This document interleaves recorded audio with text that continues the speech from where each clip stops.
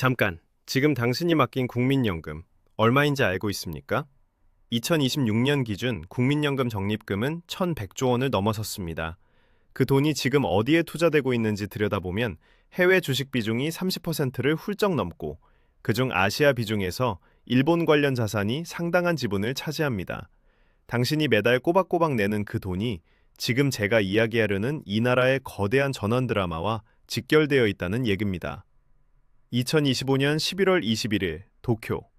일본 국회의사당 주변은 유난히 조용했습니다. 11월의 도쿄는 이미 낙엽이 지고 긴자거리에는 연말 쇼핑 시즌을 앞둔 백화점 조명이 이른 저녁부터 켜지기 시작했습니다. 그런데 그날 저녁 도쿄발 뉴스 하나가 조용히 터졌습니다. 사실 조용하지 않았습니다. 21.3조 엔, 달러로 환산하면 1,350억 달러, 우리 돈으로 약 190조 원짜리 경기부양 패키지가 다카이치 사나에 총리가 이끄는 일본 내각에서 전격 승인됐습니다. 코로나19 팬데믹 이후 최대 규모입니다. 국내 언론은 대부분 이렇게 보도했습니다. 일본 물가 급등의 가계지원금 지급, 전기 가스 보조금 재개. 맞습니다. 틀린 말이 아닙니다. 그런데 이 패키지 안에 우리가 그냥 흘려보내서는 안 되는 숫자가 하나 더 있었습니다. 6.4조 엔. 이게 전략 투자 몫인데 그 안에 AI, 반도체, 조선, 그리고 사이버 보안이 핵심 항목으로 박혀 있었습니다. 나는 이 뉴스를 보는 순간 직감적으로 알았습니다. 이건 단순한 경기 부양 패키지가 아니라는 것을. 이건 일본이 자기 자신의 구조적 약점을 돈으로 메우겠다는 선언이라는 것을. 그리고 그 약점을 들여다보면 들여다볼수록 그 빈 공간의 모양이 묘하게도 한국 기업들의 실루엣과 겹치기 시작합니다. 오늘 이 영상 하나로 저는 여러분에게 세 가지를 보여드리겠습니다. 첫째, 일본은 우리가 생각하는 것보다 훨씬 많은 돈을 소프트웨어와 디지털에 써왔다는 것. 둘째, 그럼에도 불구하고 왜 일본의 디지털 전환이 느리게 느껴지는지 그 구조적 이유. 셋째, 그리고 이 거대한 투자 사이클 안에서 한국이 집어넣을 수 있는 폐해 정체. 끝까지 보시면 단순히 일본 경제를 이해하는 게 아니라 당신의 투자 포트폴리오와 한국 경제의 향방을 읽는 새로운 프레임 하나를 얻어가실 겁니다. 여러분, 솔직히 물어볼게요. 일본 하면 뭐가 떠오릅니까? 자동차, 도요타, 혼다, 닛산, 정밀기계, 공작기계, 로봇팔, 그리고 팩스. 맞습니다. 팩스. 2020년대에도 일본 정부 부처에서 팩스를 쓴다는 뉴스가 나올 때마다 전 세계가 웃었습니다. 역시 일본은 디지털 후진국이야. 저도 그 프레임에서 자유롭지 않았습니다. 그런데 2026년 1월 16일 영국의 글로벌 경제조사기관 옥스퍼드 이코노믹스가 조용히 리포트 하나를 발간합니다. 제목은 이겁니다. Japan Rebased GDP Highlights Robust Software Investment Momentum. 직역하면 일본 GDP 기준 연도 재설정이 탄탄한 소프트웨어 투자 모멘텀을 드러내다. 내용이 충격적이었습니다. 일본 내각부가 GDP 산출 기준 연도를 2015년에서 2020년으로 바꿨습니다. 그게 뭔 대수냐고요? 아파트 공시지가가 재산정됐다고 생각해보세요. 갑자기 내 집이 2억이 아니라 3억으로 올랐다면 그건 집이 갑자기 커진 게 아니라 제대로 된 기준으로 제쳤더니 원래 그만큼이었다는 뜻입니다. 일본의 GDP 기준 재산정이 딱 그 꼴이었습니다.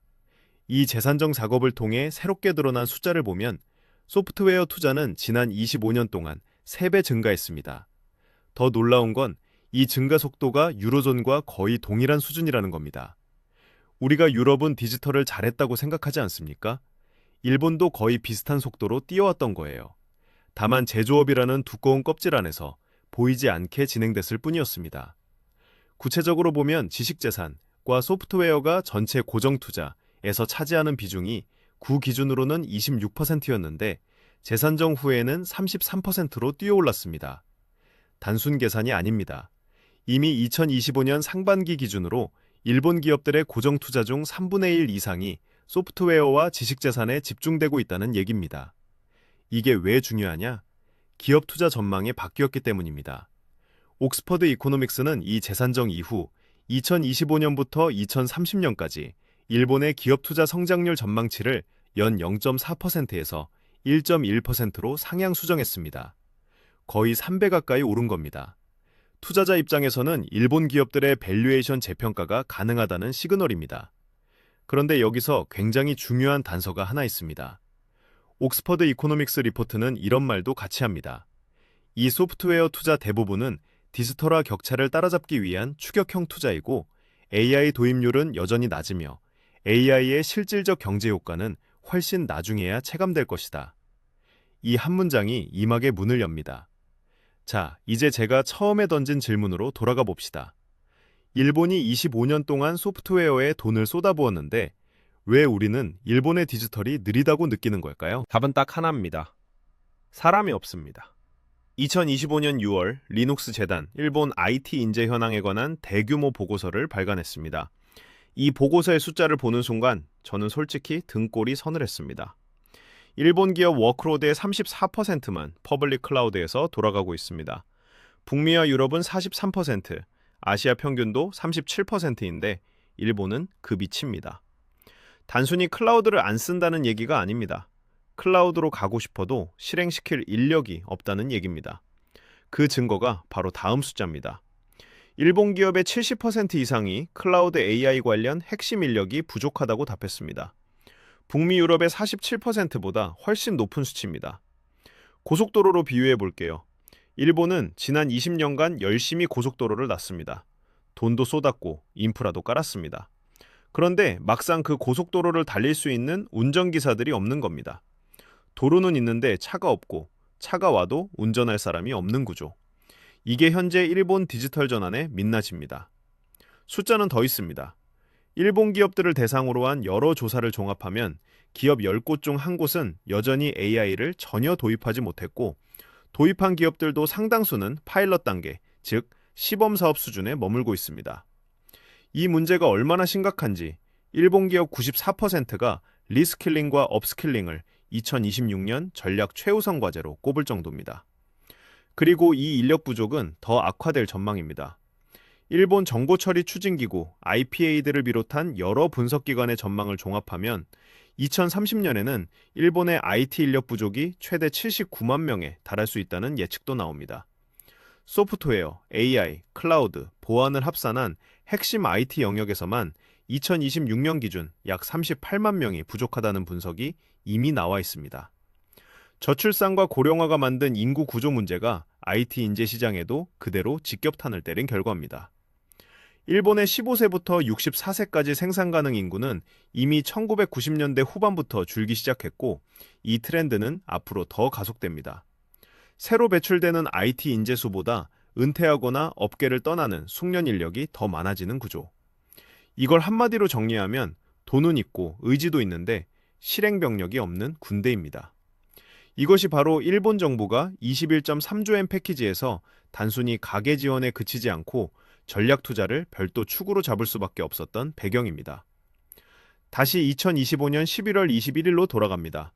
다카이치 사나에 총리는 기자들 앞에서 이 패키지의 3대 축을 발표했습니다. 첫째, 물가 급등으로 고통받는 가계 지원. 둘째, 잠재적 위기에 대응하고 성장을 이끌 전략 투자.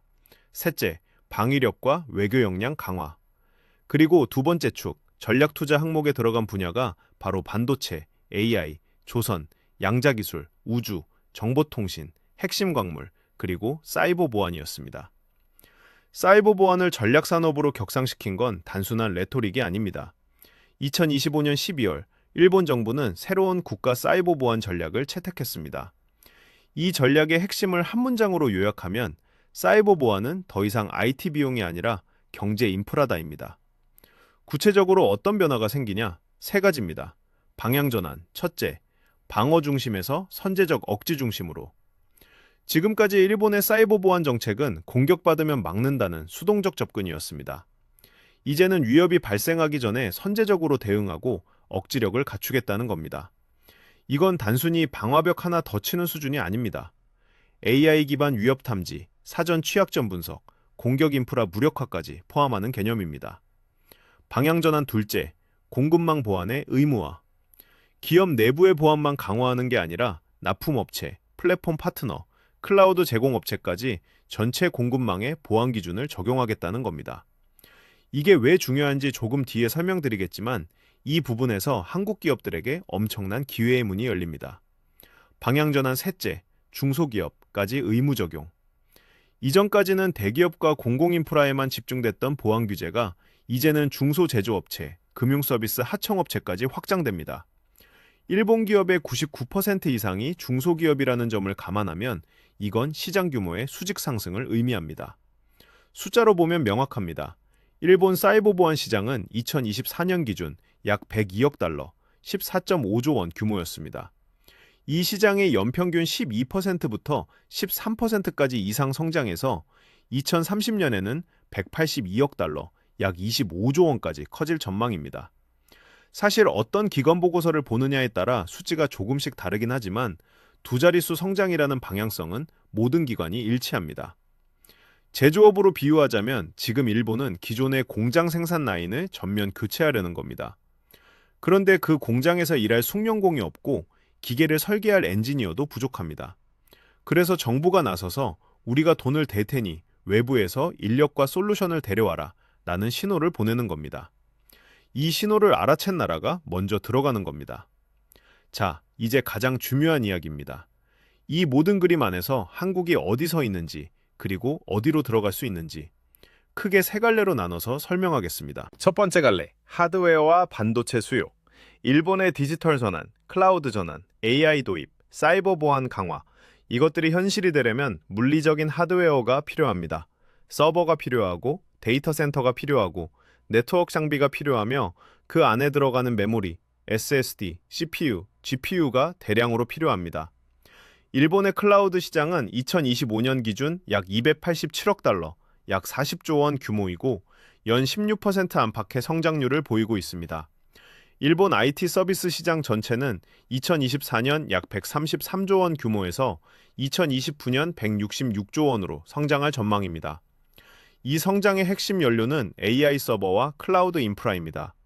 그리고 그 인프라의 핵심 부품인 HBM, DDR5 서버용 D램, 엔터프라이즈 SSD에서 삼성전자와 SK 하이닉스의 시장 지배력은 압도적입니다.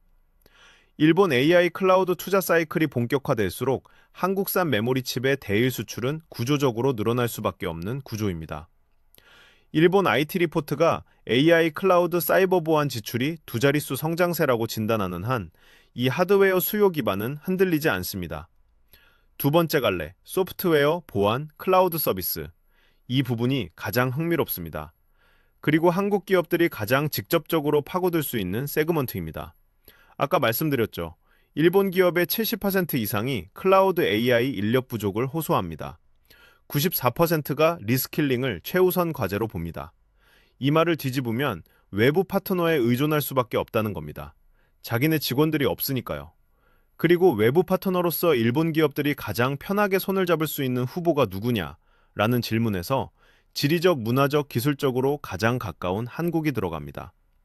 구체적인 세그먼트를 짚어드릴게요. 스마트 팩토리, OT 보안이 있습니다. 일본은 세계 최고 수준의 제조업 기반을 갖고 있습니다. 자동차, 반도체 장비, 정밀 기계 공장들이 디지털 전환을 하면서 공장 자동화 설비와 인터넷이 연결되기 시작했습니다. 그런데 이 OT 네트워크는 기존 IT 보안과는 완전히 다른 접근이 필요하고 일본에는 이 분야 전문 인력이 극도로 부족합니다. 여기서 알랩의 알랩 CPS 플러스 같은 OT 특화 보안 플랫폼이 2025년 재팬 IT 위크에서 주목을 받았고 그 이유가 있습니다. 제조업 DX와 OT 보안을 동시에 다룰 수 있는 솔루션이 드물기 때문입니다. 위협 인텔리전스, AI 보안 분석 분야도 있습니다. 사이버 위협이 갈수록 국가 단위의 정교한 공격으로 진화하면서 단순한 방화벽이나 백신으로는 한계가 있습니다. 공격 주체의 전술과 인프라를 추적하고 분석하는 위협 인텔리전스 역량이 필요한데 S2W는 2025년 11월 글로벌 사이버 보안 컨퍼런스 코드블루 2025에 참가하며 일본 시장 공략을 공식화했습니다. AI 기반 빅데이터 위협 분석이라는 강점을 들고 들어간 겁니다. 클라우드 MSP 시장도 빠르게 열리고 있습니다. 일본 기업들은 클라우드로 가고 싶지만 자체 운영 역량이 없습니다. 그래서 클라우드 환경 설계부터 운영, 보안 관제까지 외주로 맡기는 MSP 수요가 폭발적으로 증가하고 있습니다. 일본어 대응이 가능하고 클라우드 기술 역량을 갖춘 한국계 MSP 기업들이 이 시장에서 경쟁력 있는 포지션을 잡을 수 있습니다. 금융 핀테크 보안도 주목할 세그먼트입니다. 일본의 금융 시스템은 여전히 레거시 IT 인프라에 의존하는 부분이 크고 금융청 주도로 디지털화와 보안 강화가 동시에 추진되고 있습니다. 한국의 핀테크 보안 기술과 금융 IT 노하우가 여기서 충분히 통할 수 있습니다. 세 번째 갈래, 공급망 지정학, 카드. 이게 사실 가장 구조적이고 가장 장기적인 기회입니다. 일본은 지금 미국과 함께 공급망에서 중국 의존도를 줄이는 작업을 전방위적으로 하고 있습니다. 반도체, 배터리, 핵심 소재, 통신 장비에서 신뢰할 수 있는 파트너국과의 협력을 우선시하는 방향으로 산업 정책을 짜고 있습니다. 일본이 정의하는 신뢰할 수 있는 파트너의 명단에서 한국은 최상위에 있습니다. 한일 반도체 공급망 협력 프레임워크가 강화되고 있고 일본의 TSMC 구마모토 팹 투자와 더불어 한국 반도체 소재, 장비 업체들의 일본 진출도 가속화되는 중입니다. 일본의 사이버 보안과 데이터 주권 규제가 강화될수록 일본 내 데이터 센터 플러스 한국산 칩과 장비 조합이라는 그림은 더 설득력이 생깁니다. 일본 기업들이 데이터를 일본 안에 둬야 한다는 요구와 칩과 서버는 중국산이 아닌 신뢰 국가에서 와야 한다는 요구를 동시에 만족시키는 조합에서 한국이 핵심 공급국 역할을 하게 되는 구조입니다. 자, 이제 가장 실질적인 얘기를 할 차례입니다. 이 모든 구조적 변화가 여러분의 지갑에 어떻게 연결되는지. 첫 번째 경로, 한국 반도체 수출과 기업 주가. 일본의 클라우드, AI 인프라 투자가 확대될수록 서버용 D램과 HBM, 엔터프라이즈 SSD 수요가 늘어납니다. 삼성전자와 SK하이닉스의 일본 향메모리 수출은 이미 꾸준히 증가 추세에 있는데 AI 데이터 센터 투자가 가속화되면 이 숫자는 더 올라갑니다. 주식 투자를 하시는 분이라면 일본의 클라우드 AI 지출 추이가 한국 메모리 반도체 수요와 직결된다는 연결고리를 기억해 두십시오. 두 번째 경로, 한국 IT, 보안 기업의 일본 매출. 국내 증시에 상장된 보안 솔루션 기업들, 클라우드 서비스 업체들, 스마트 팩토리 관련 기업들이 일본 시장에서 매출을 내기 시작하면 이건 주가에 반영될 수 있는 실질적인 모멘텀입니다. 어떤 기업이 일본 시장에 진출했는지, 레퍼런스를 쌓고 있는지를 모니터링할 필요가 있습니다. 세 번째 경로, 환율과 국민연금. 엔화 얘기를 안 할 수가 없습니다. 일본이 21.3조엔 국채를 발행해 패키지를 집행하는 구조인 만큼 단기적으로는 엔화 약세 압력이 있을 수 있습니다. 하지만 중장기적으로 일본의 기업 투자가 살아나고 금리 정상화가 계속된다면 BOJ는 이미 금리 인상 사이클에 있습니다. 엔화 강세 전환 가능성도 배제할 수 없습니다. 엔화가 강해지면 한국 대일 수출 기업들의 엔화 환산 수익이 늘어나는 구조입니다. 그리고 국민연금이 보유한 일본 자산의 원화 환산 가치도 변합니다. 이 환율 변수는 단기 예측이 어렵지만 방향성을 이해하고 있어야 대응이 가능합니다. 네 번째 경로, 글로벌 ETF와 간접 투자. 한국거래소에 상장된 일본 관련 ETF들 혹은 국민연금 포트폴리오 안에 포함된 글로벌 IT 테크 ETF들은 후지츠, 엔티티 데이터, NEC, 히타치 같은 일본 IT 서비스 기업들과 글로벌 클라우드 기업들의 일본 법인 실적에 연동됩니다. 일본 디지털 전환 모멘텀이 강해질수록 이들 기업의 실적도 올라가고 그게 ETF 수익률로 이어지는 겁니다. 직접 투자가 불편하신 분들도 이 간접 연결고리는 알고 계셔야 합니다. 표면 뉴스는 이겁니다. 일본 21.3조엔 경기부양 패키지 승인, 가계지원금 지급, 전기세 보조금 재개. 그게 뉴스의 얼굴입니다. 그런데 그 뉴스를 한꺼풀 벗기면 이런 그림이 나옵니다. 지난 25년간 조용히 소프트웨어에 투자해온 나라가 있었습니다. 그 나라는 IT 인재가 없어서 만들어 놓은 고속도로를 제대로 달리지 못하고 있습니다. 인구는 줄고 젊은 엔지니어는 나오지 않고 사이버 공격은 갈수록 정교해지고 있습니다. 그래서 그 나라의 정부가 돈으로 시장을 강제로 키우기로 했습니다. 규제로 수요를 만들고 예산으로 공급을 끌어들이기로 했습니다. 그리고 그 공급자 후보 명단에서 지리적으로 가장 가깝고 기술적으로 가장 비슷하며 지정학적으로 가장 신뢰할 수 있는 나라는 한국입니다. 이 프레임 안에서 생각해 보십시오. 일본의 디지털 전환이 늦을수록 한국이 들어갈 틈은 더 커집니다. 일본의 클라우드 AI 인재가 부족할수록 한국 솔루션과 서비스에 대한 수요는 더 커집니다. 일본의 사이버 보안 규제가 강해질수록 한국 기업들의 레퍼런스 가치는 더 높아집니다. 이건 위협이 아닙니다. 기회의 구조적 열림입니다. 그 기회를 모르는 사람에게는 뉴스가 그냥 뉴스로 끝납니다. 그 구조를 아는 사람에게는 뉴스가 의사결정의 재료가 됩니다. 이 채널 대한민국 전략 리포트가 하고 싶은 일이 바로 그겁니다. 넘쳐나는 뉴스 속에서 그것이 나와 무슨 상관인지를 연결해드리는 것. 오늘 영상이 그 연결고리가 됐기를 바랍니다. 앞으로 일본 IT 투자 동향, 한국 기업들의 일본 진출 현황, 그리고 엔달러 원 환율과 반도체 수출 숫자들을 이 프레임으로 계속 추적해드리겠습니다. 오늘 영상이 도움이 됐다면 구독은 자연스러운 선택입니다.